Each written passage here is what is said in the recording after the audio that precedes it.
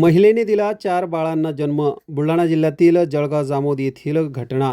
बुलढाणा जिल्ह्यातील जळगाव जामोद तालुक्यातील आदिवासी बहुल भागातील चारबन या गावातून एक अत्यंत दुर्मिळ आणि थक्क करणारी घटना समोर आली आहे. गावातील रहिवासी पंशीराम सस्त्या यांची 27 वर्षीय पत्नी रियानी यांनी कोणत्याही वैद्यकीय सुविधेविना अत्यंत कठीण परिस्थितीत घरीच प्रसूती दरम्यान 3 मुले आणि एका मुलीला जन्म दिला. प्रसूतीनंतर माता आणि 4ही नवजात बालकांना तातडीने जळगाव जामोद येथील ग्रामीण रुग्णालयात दाखल करण्यात आले होते.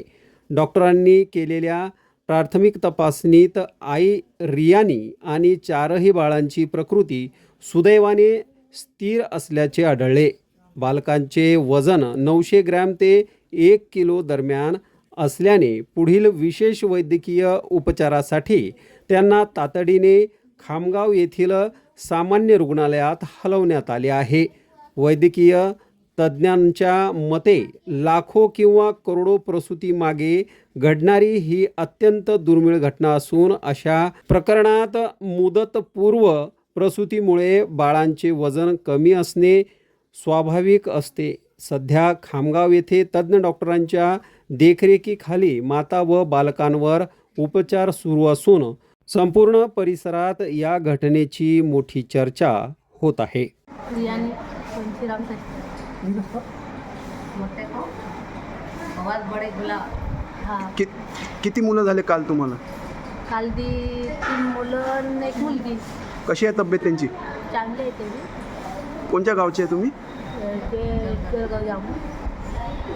जळगाव जामोदचे. 4 बार. 4. हां केव्हा आले होते दवाखान्यात? काल ते 12 वाजता. असं. हां जळगावमध्ये कधी. 4ही मुलांची तब्येत कशी आहे? चांगले आहे ते. हां याच्या आधी किती मुलं आहे तुम्हाला? पहिलं मुलगा आणि दुसरी मुलगी अजून मुलगी आहे. म्हणजे एकूण 7 झाले. हां मेसास हां. काल यांची डिलिव्हरी झाली. किती मुलं झाले? 3 मुलं आणि 1 मुलगी. बरोबर. कशी आहे तब्येत त्यांची? ठीक है. याच्या आधी किती मुलं होते यांना?